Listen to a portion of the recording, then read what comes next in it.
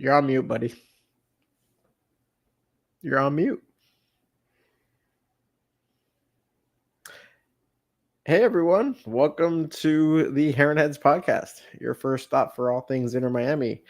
I am your host, David, joined today by our friends Julio, Jose, and Chris. His computer is doing an update. Let's start everything off by saying thank you to our Patreon supporters, especially our Chief Heron Heads, Chow and Marivi. Thank you for your wonderful support. Join us on our Discord. Links are in the description. Make sure to like and subscribe to everything that we got going on. Julio's having technical disaster. And also we're powered by 786 Sports. So thank you to them. Yeah, we got a big pretty exciting, Dave. Pretty exciting. I'm pumped about it. I mean, this is kind of one of the premier games that we were actually like super excited about. That we were like, okay, well, let's see what we can do when we mix it up with a bunch of random people, right? A bunch of random teams around the globe, and we're just like, where do we stack up? You know, and that's exciting to see in itself. Yeah, we've only seen Inter Miami really play against people within our own kind of continent. Like we've seen them against Mexican teams, we've seen them against other MLS teams, but we haven't really gone. And we've seen against some Central American teams when it comes to friendlies and things like that. Right. But we haven't really seen Inter Miami on a global stage, and this is our first real taste of it. Thank God we have Messi and these guys, because we're gonna see how dangerous these type of opponents are, and just imagine going up against these guys without our veterans, because I mean they're the main reason we're in this tournament. Like there's no ifs, ands, or buts about it. But yeah, it's gonna be fun to see how MLS play stacks up against not just the Portuguese teams, but even we're gonna see even the African teams. So we have Ahly from the Egyptian Premier League. So it's gonna be interesting. Palmeiras from the Brazilian league, that they're top dog team that I'm not confident about that game. That's probably the least one I'm confident about. Just because they're fun. They're a fun team to watch as well. Porto, obviously, say less on them. I think they're coming off of a bad year, so I'm kind of happy about that, right? In the sense of maybe we're getting them on a good time. But just with the task at hand, we're playing a team that in the same style tournament before, they've done very well in this tournament.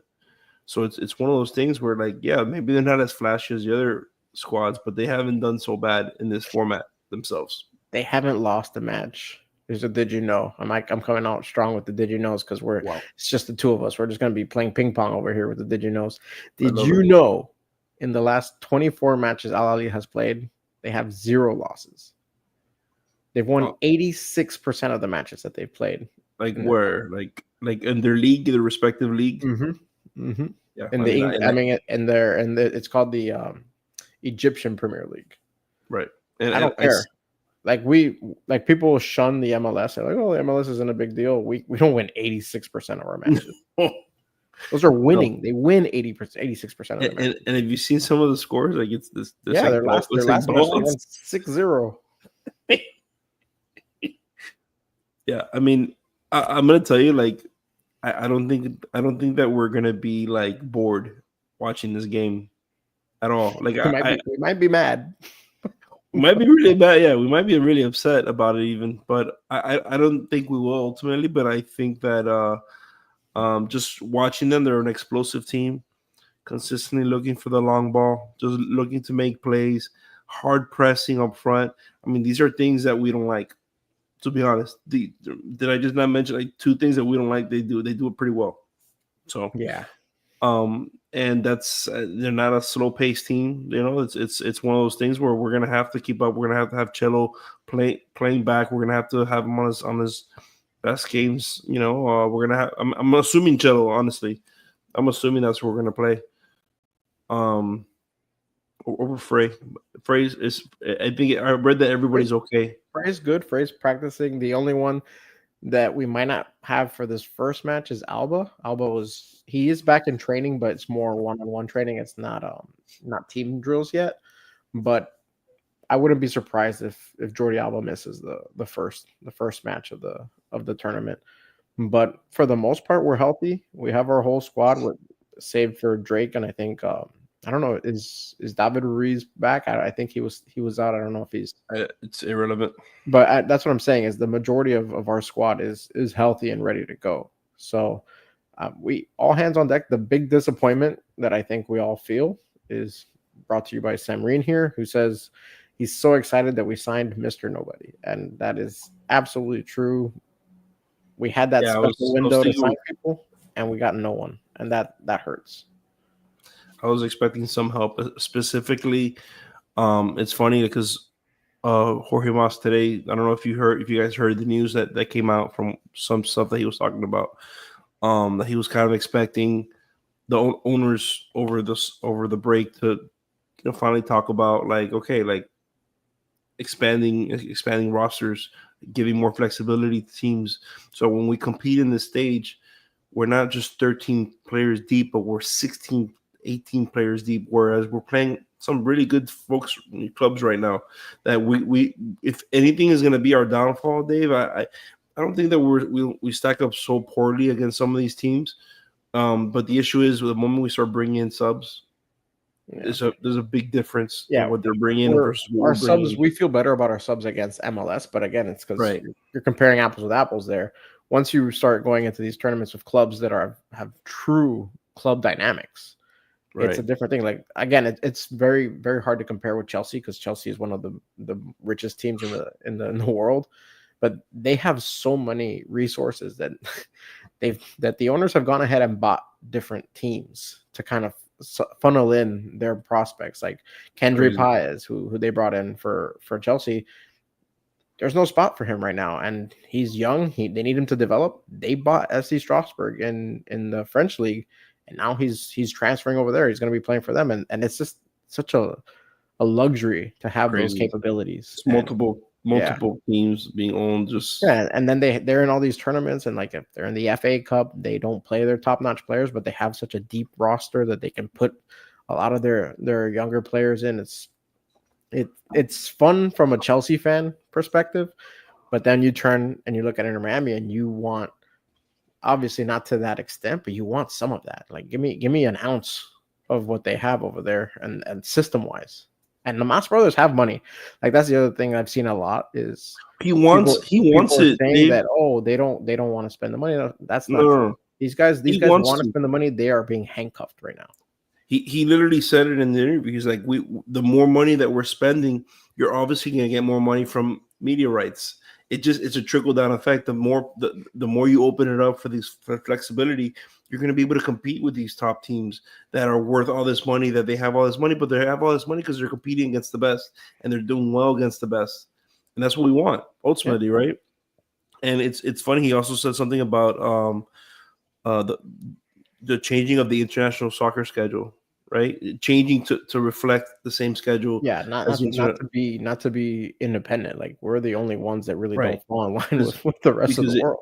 It hurts us in the transfer windows. He says it's like it's a rough time to try and get some of these players because it doesn't match up. Mm-hmm. Is Julio's mic working now? I think so. Yeah. Yay. Yeah, sorry about that, guys. Some technical difficulties as was mentioned, but I was listening while I was scrambling to fix all my USB devices, apparently. But yeah, I mean, this is not a club, speaking about Ahly, to be taken lightly. Dave, you mentioned they won or haven't lost in like some crazy amount of time. They lost to Pachuca last week in a friendly. Oh, really? Then the site wasn't updated. It was a friendly. Friendly. Dave said in their league. Fair enough. And they've also lost some League Cup games. And technically, it was 1-1 and they lost in penalty kicks. Correct. Yeah. So yeah, but they also lost as recently as April of last year. No, just kidding. They lost April of this year in the Egyptian League Cup. Lost a couple. Actually, in the Egyptian League Cup, lost 3 straight matches. They're a good team, notwithstanding, but they're not so indomitable. That's all I have. But listen. Ahly, they play kind of like how we envision ourselves playing. They hold possession and they score a lot. They also play really good defense. They average over 2 goals a game, and they allow less than 1 goal a game. They also hold 59% possession, generally speaking, across their league matches. Yeah, I'm excited to watch one of their players, Imam Ashur. He's been there since I think 2023. He's been a vital part of their attack, of their defense, of their whole team in general. One thing to look at is whenever you see goals and stuff like that, this guy's typically the one getting these balls being pushed out, long ball. This guy's looking to dice you up, and it's via the long nice pass. Another thing that he does is they're very good. Part of that nucleus, he's very good at the high press. I think that's something that's nerve-wracking for us as Inter Miami fans, right? As of late, for some reason, where we've been giving the ball away in the worst times when obviously it's funny because we're actually not bad at it to start the year, and I feel like we've kind of regressed.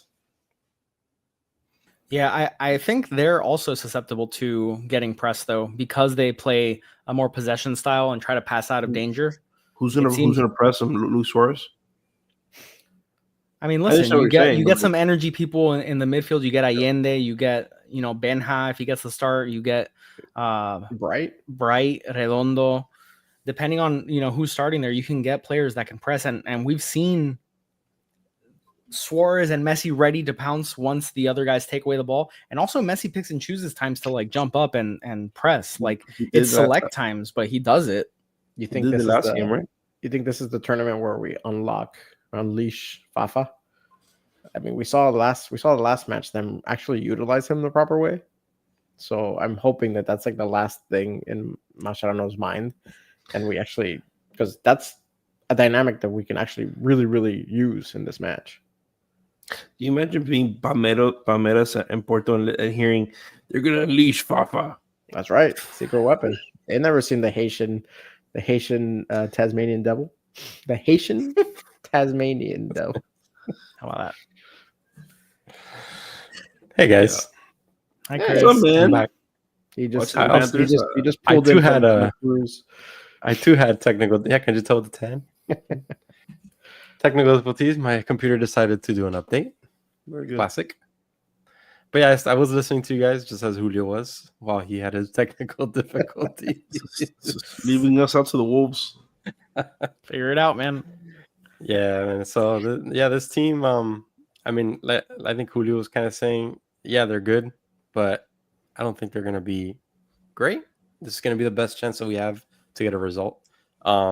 But yeah, if you look at their stats recently, David was saying how they're 80-something% unbeaten or winning percentage in their league. So if you dive a little deeper, I was looking into some things here. I saw they scored 22 goals in their last 8 matches. That's insane. About 2.2 goals per match, 6 shots on target per match, and 4.8 big chances per match.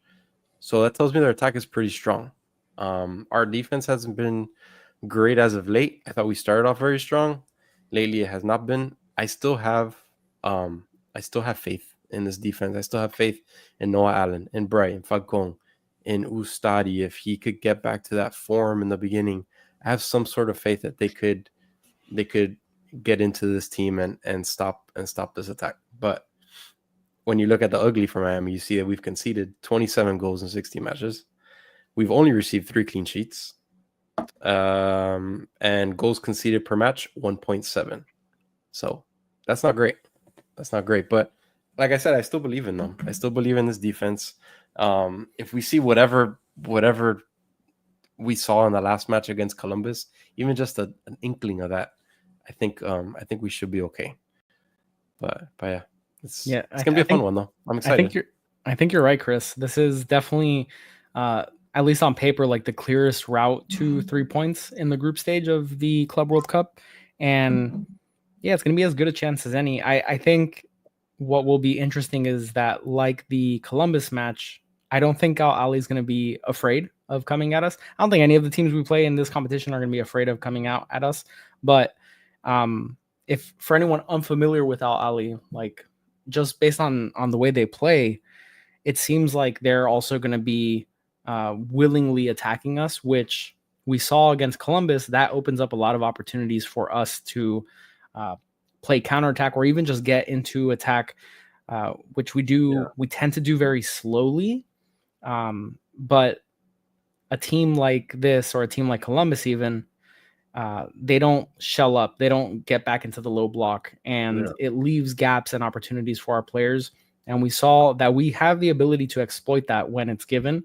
So I think there's going to be a lot of goals, and I think it's going to be very open. I think it's going to be like a very fun match from a neutral perspective, and from Inter Miami's perspective, it might be okay to get into a shootout.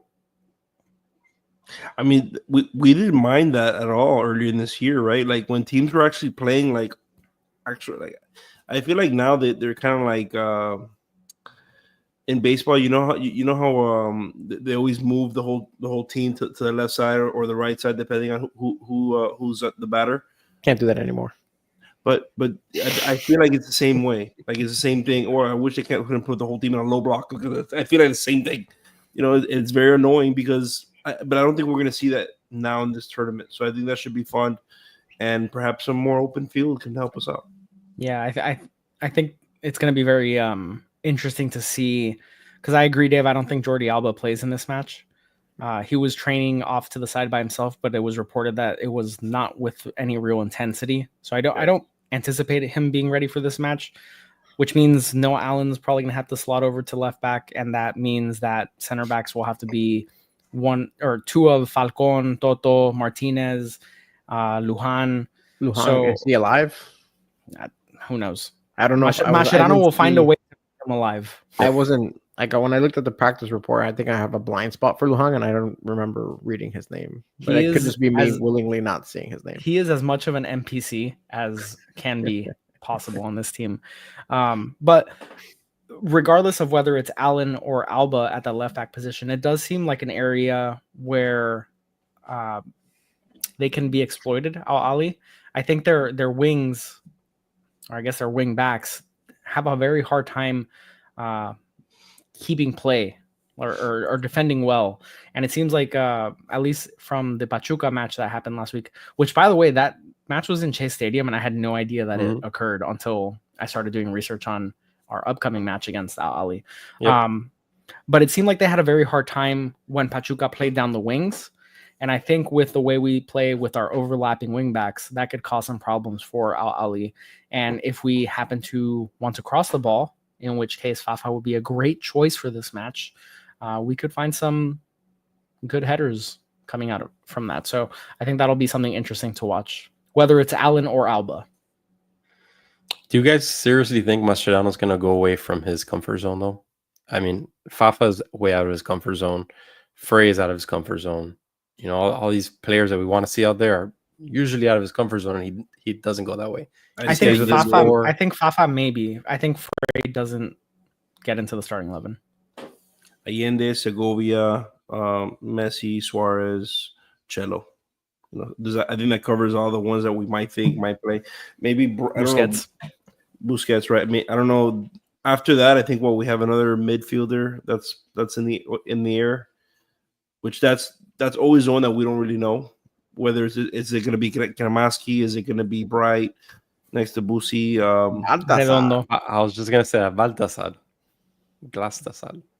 Yeah, I think it'll be Redondo. My guess is that it will be Bright, but it could be Redondo if he wants to play like more attacking minded from the jump. But I mean, yeah, I was gonna say my hope is that it's Bright, but I think we'll more than likely see Redondo ahead of Bright. Excuse me. Man, this would be such a fun time for a Tata wrinkle, like a Tata thinker, have Ian Frey and Cello out there at the same time. that'd be fun. We saw it once, and it looked pretty good. Because say, it like, wasn't Chet- Frey like an playing. attack? Wasn't Frey playing more like that Defensive defensive mid? midfield, Yeah. Frey was from the midfield, and Cello was behind him, and it kind of forced Cello to stay back, and that's all we want. Yeah, I mean, I think there's a good likelihood we'll see that later in the match, depending what the score's at. I would be shocked if we saw that from the jump. From the man, That would be kind of crazy. that'd be awesome. it'd be interesting to see that play out for a full 90 minutes. But I don't think now's the time to tinker to that extent. Do it. Maybe with You gotta Mascherano, go you with never know. whoever you think is your best 11, That's and we all it. know who that is for That's this it, guy, man. for Mascherano. We know It's who all it fun is. and games. It's all fun and games, but this team wants to make it to out of the group stage. Yeah, I mean, this is the first It would time be that huge for a lot of these players. yeah, of course. For Mascherano himself. Of course. I mean, really, where would you rank this competition as far as the competitions heading into the season that we're participating in? It was always number one for me. Yeah, just not looking at what we think the result's going to be. Right. Just that in number one. I mean, this is international play. You're playing against all these big teams. Of course, this is like, to me, this is the Julio, biggest we can thing. literally, if we get out of this group stage, we're looking at possibly PSG. Yeah, it's going to be either PSG or Atleti. Yeah, it's a measuring stick tournament. This is Stupid. if you want to see how you stack up against teams from around the world, and you want to PSG, earn a little how do we respect. stack up? Yeah, it's to earn a little respect. Like, remember when we first got Messi, and everybody was like, "Oh, he's going to retirement league," and all the junk that they spoke about him coming to an MLS team, especially in Miami, which was at the bottom of the table. If you can go into this tournament and beat some bona fide teams, like that kind of justifies Messi's move, aside from all the profit that he's making. But like, legacy-wise, his legacy doesn't hinge on anything in Miami.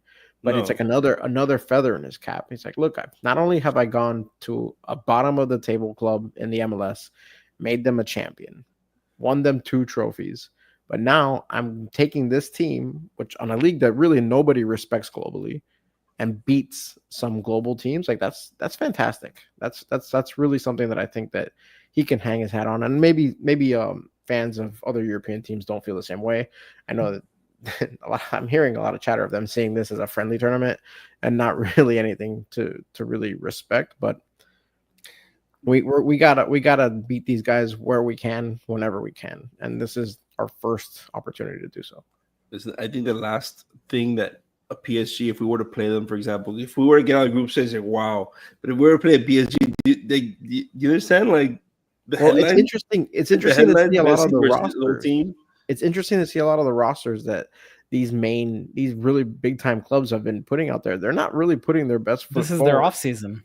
Yeah, like Chelsea has more goalkeepers on their starting squad than wingers. That shows you how little they seem to be caring about these tournaments. So I was gonna pose the question later, but I guess we'll tackle it now because part of my answer coincides with what you're saying, Dave. But as far as how can Inter Miami actually win the competition, and that's obviously like a very far long shot, but one path that I do see is Inter Miami somehow get out of the group stage. Obviously, that's a necessity for this hypothetical question, but the other teams not taking it so seriously where they're playing like PSG is not going to field their Champions League winning squad, right? So Inter Miami has the opportunity to make a quote unquote upset by beating a team, right? By beating a team that by name is widely recognized as one of the best teams in the world, but the actual players that are on the pitch might be their B or in some cases even their C squad. But to the person that's not paying close attention to this competition, they're none the wiser. And I think that's one route for Inter Miami to take to make it deep into the league and potentially to win, or I'm sorry, not in the league, but in the competition, or potentially to win the competition is obviously they have to play well, but then you're going to come up against these worldwide known clubs that aren't fielding their best 11, and you have a fighter's chance. I mean, that's why they play the game, and we have one of the best, if not the best player in the world. So with that, just about anything can happen at any moment. So I think for me, that's like the route is the combination of those two things. Is like we have Messi, and the other teams aren't going to have their best players. Not all 11 of them, at least.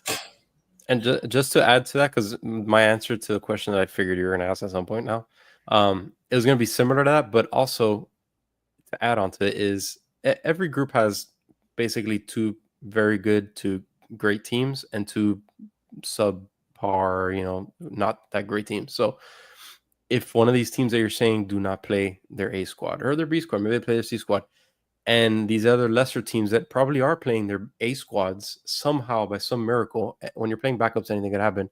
If they get out of that group stage instead of one of these other big guys, and Miami eventually does as well, that's also a route for us to continue just going up. We don't maybe have to beat these big teams.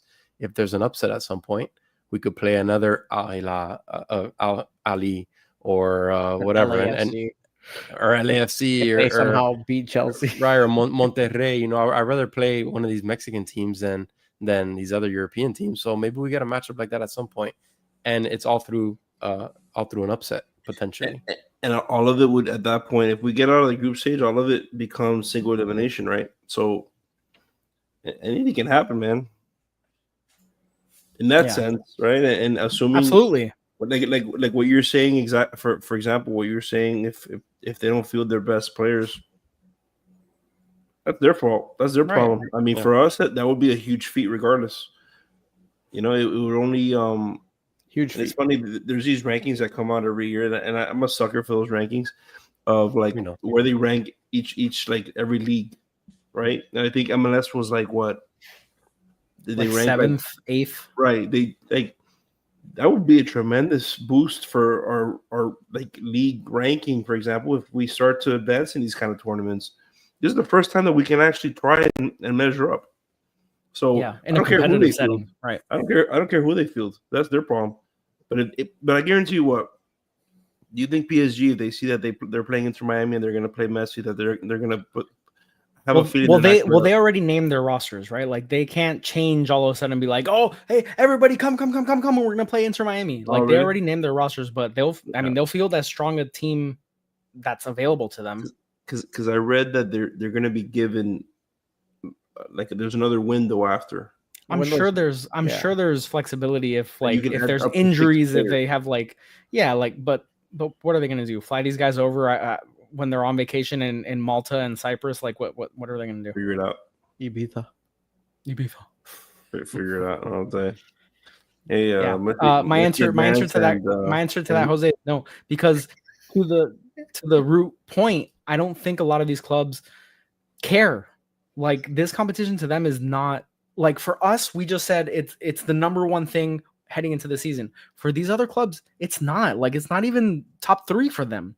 I remember when Chelsea and apologies for us continuously referencing Chelsea, but Dave and I are Chelsea fans. But when Chelsea went to the Club World Cup in 2021, it was the first time I ever watched that competition, cared about the competition, and even still, like it felt like a glorified friendly. Like it did feel like just a non-competitive little tournament, like a preseason tournament.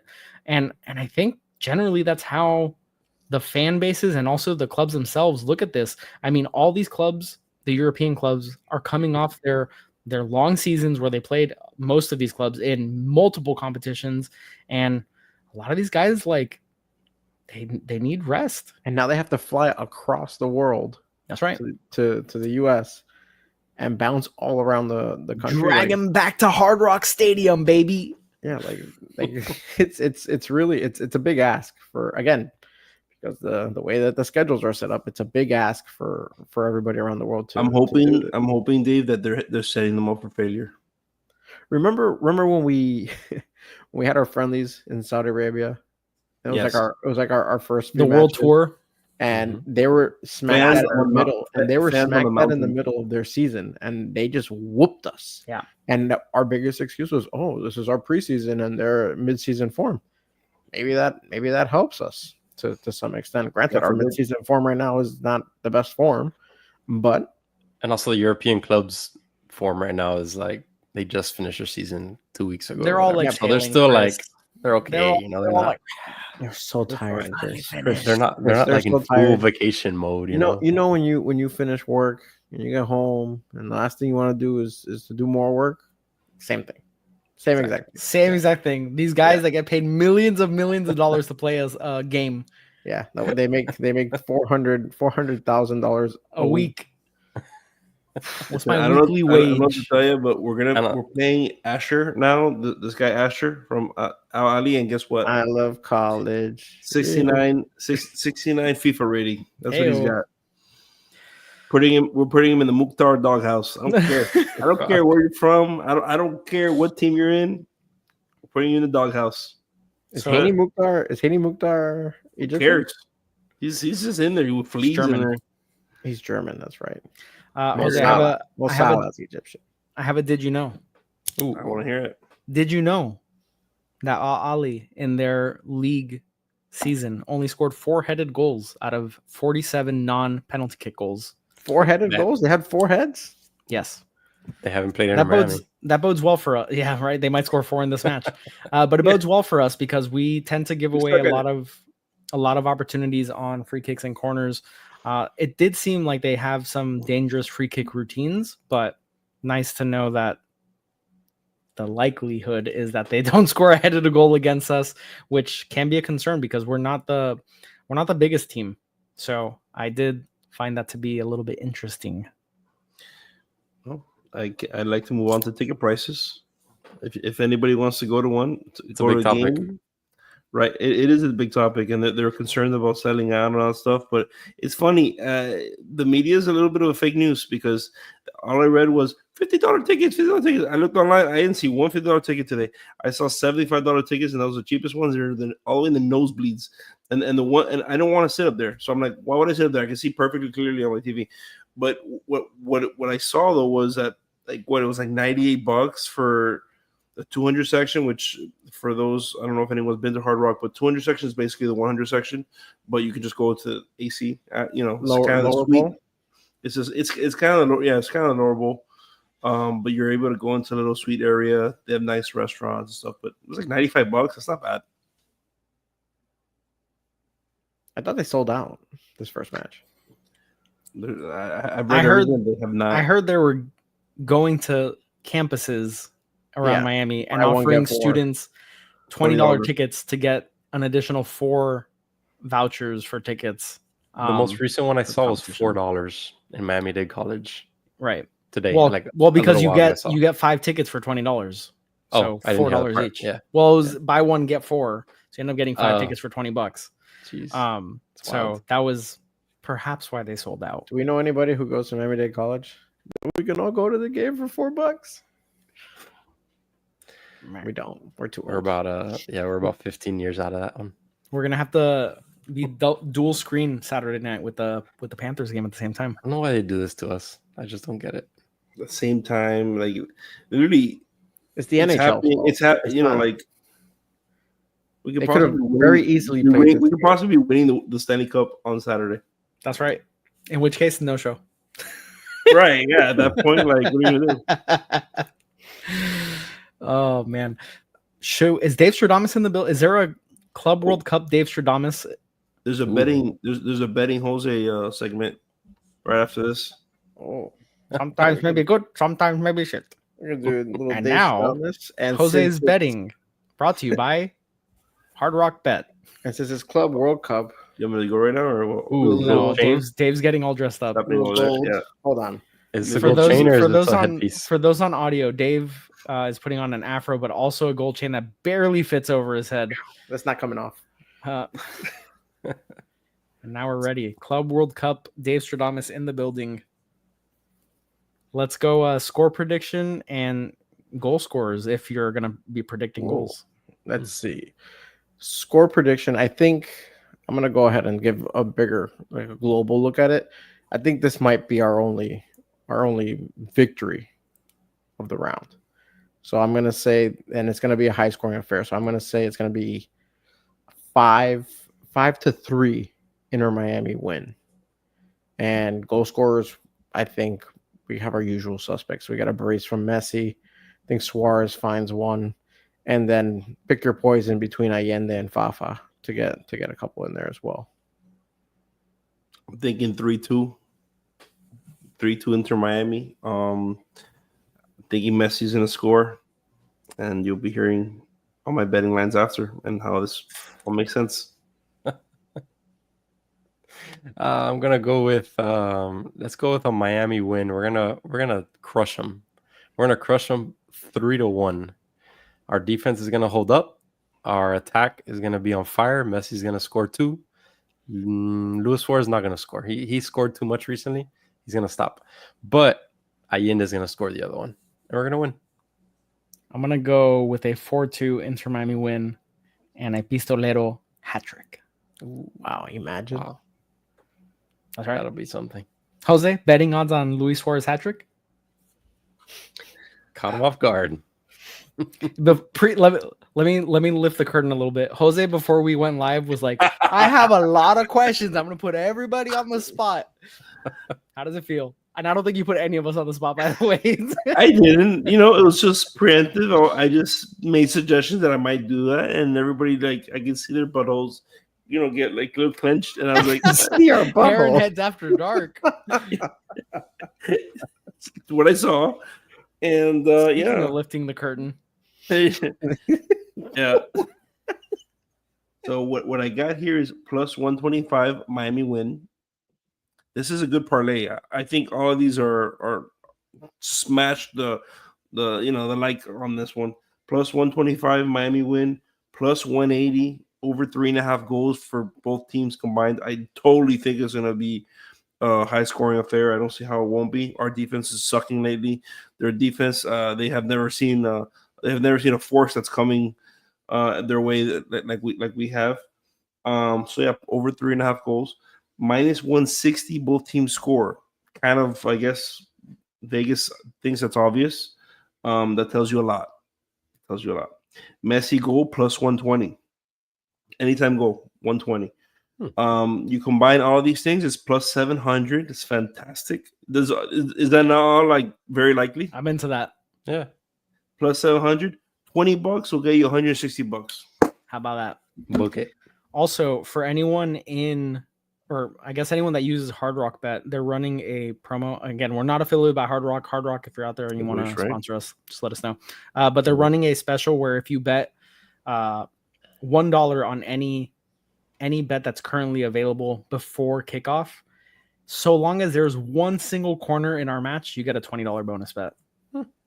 So get your bet in early after you opt in. Where's that? On its phone. That's right. Out of focus. Nice. Can you see it? Bet Plus $1 for a $20 bonus bet. That's fantastic. Yeah.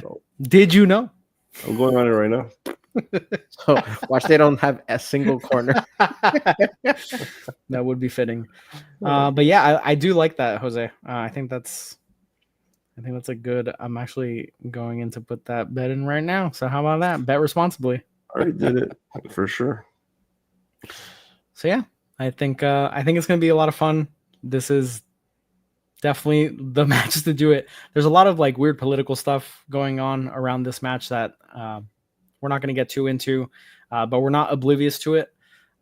It's just not the vibe that we go for on the show. So don't want to seem insensitive to any of the stuff that's going on around the immigration stuff that's going on. And there's a lot of just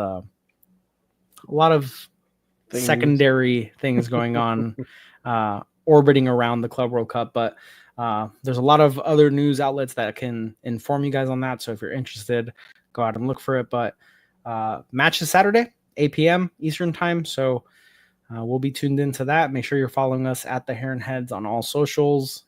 Hit the like and subscribe button if you haven't already and are watching on YouTube. Love you guys that are listening on audio. Make sure you rate us on Spotify and Apple and all that good stuff. Appreciate you as always. And we'll catch you post-game Saturday to break down all the action. Hopefully an Inter Miami win. We'll bring the pots and pans. Unless the Panthers win the Stanley Cup. Yes, and then in which case follow at the Heron Head so that we can notify you that we're doing the pots and pans but running around our neighborhoods. Yeah, and then we'll eventually get to the podcast at some point. That's right. That's right.